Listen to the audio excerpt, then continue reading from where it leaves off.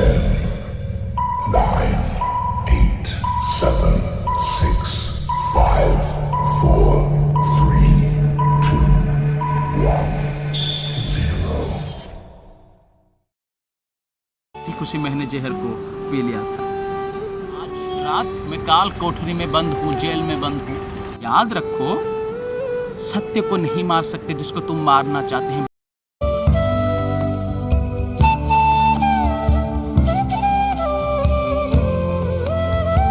मैं सोक्रेटिस, हिंदी में कहे तो सुकरात। मेरी कहानी को जरा ध्यान से सुनिएगा। आप में से बहुत मुझे जानते होंगे, बहुत नहीं जानते होंगे। मेरे बारे में सुने होंगे, नहीं सुने होंगे। मेरे बारे में आप जानते हो या नहीं, सुनते हो या नहीं, पर आज मेरी कहानी को जरा अच्छे से ध्यान देकर, समय देकर सुनना। क्यों? क्योंकि मेरी कहानी सत्य की सिंहासन के आरोहण की कहानी है। क्यों? क्योंकि मेरी कहानी सत्य की विजय की कहानी है, सत्य की जय यात्रा की कहानी है, पर सूली के रास्तों से होकर, कांटों के रास्तों से होकर, जहर के रास्तों से होकर, घृणा के रास्तों से होकर, प्रतिशोध के रास्तों से होकर।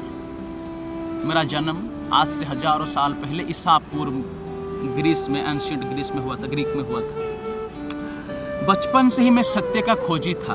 सत्य क्या है, जीवन क्या है, ये जानना चाहता था। ना जानकर कुछ भी मानने को मैं कभी तैयार नहीं था। इसी खोज के चलते हुए मैंने जीवन की सत्य को खोजना चाहा और खोजा, बहुत खोजा, ईमानदारी से खोजा, और मैंने पाया भी। पाकर मैंने ये जाना कि सत्य को कहा नहीं जा सकता, सत्य को सिर्फ अनुभव में जाना जा सकता है।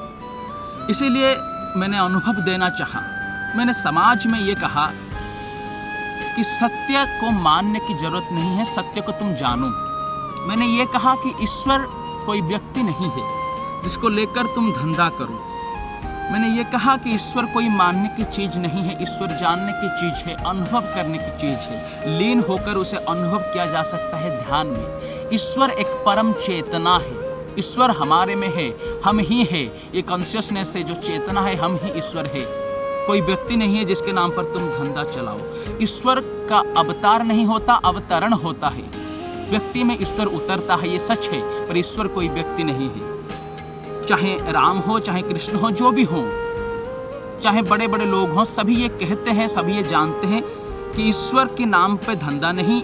अगर तुम्हारी श्रद्धा है तो तुम लेकर भोग चढ़ाओ, धूप चढ़ाओ, कोई बात नहीं, पर व्यापार नहीं। ईश्वर कोई व्यापार का व्यक्ति नहीं है, वो खुद कोई व्यापारी नहीं। जब समाज को मैंने ये दिखाया कि सच्चाई के राह पर चलो, एक सच्चा मानव निकालो, एक हृदय से भरा हुआ, प्रेम से भरा हुआ, सच्चाई से भरा हुआ, ईमानदारी से, आपस में मेल जोल से भरा हुआ समाज बनाओ, तो मुझसे युवा पीढ़ी मेरे ज्ञान से प्रभावित होने लगे, मेरे आदर्शों से प्रभावित होने लगे।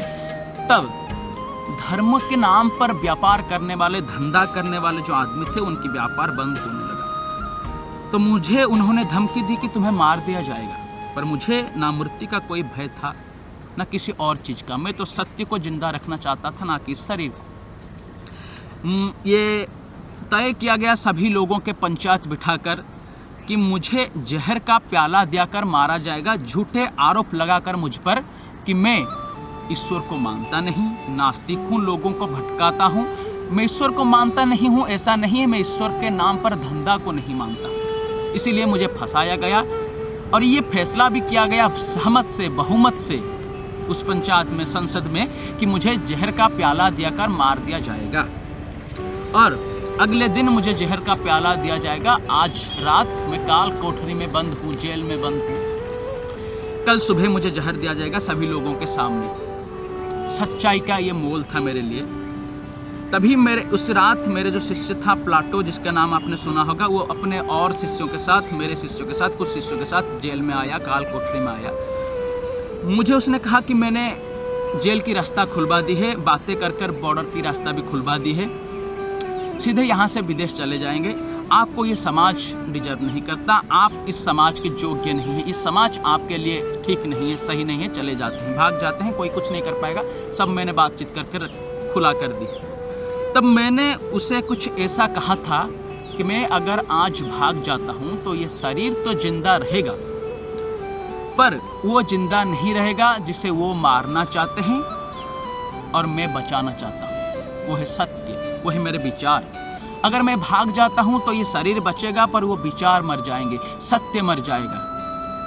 सत्य और विचार के चुनाव में, सत्य विचार और शरीर के चुनाव में मेरा चुनाव सत्य है, विचार है, शरीर नहीं है।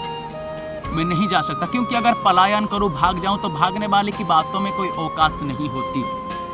तो मैं शरीर को नहीं, विचार को चुनूंगा। तो प्लाटो यहाँ से दुखी होकर चला गया और सुबह सुबह सब प्लाटो और बहुत सारे लोग, सच्चे लोग रो रहे थे। बहुत सारे धर्म के नाम पर धंधा करने वाले, व्यापार करने वाले अहंकारी हंस रहे थे।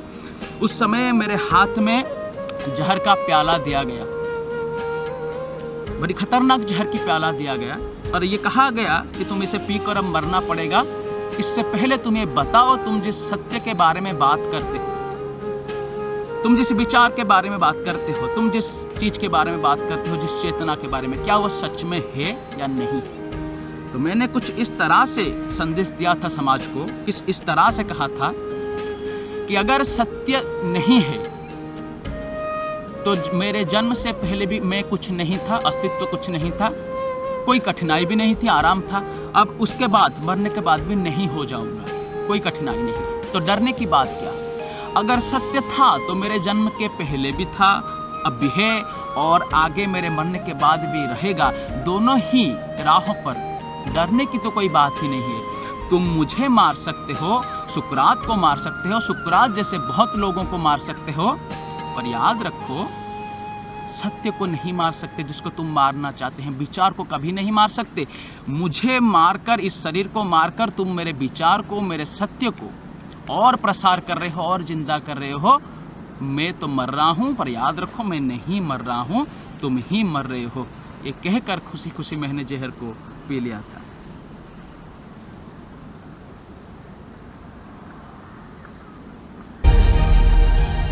ये भौतिक चराचर, ये जगमग अंधेरा,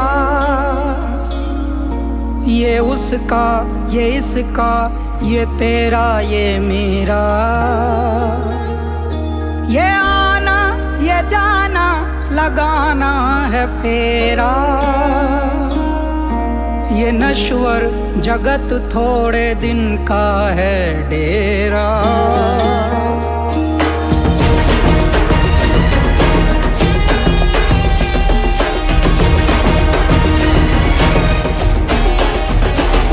ये प्रश्नों में उत्तर हुनीत दिगंता, जगत चेतना हूँ अनादि अनंता, जगत चेतना हूँ अनादि अनंता। सोक्रेटिस मर गया, सोक्रेटिस मर गया, सोक्रेटिस मर गया।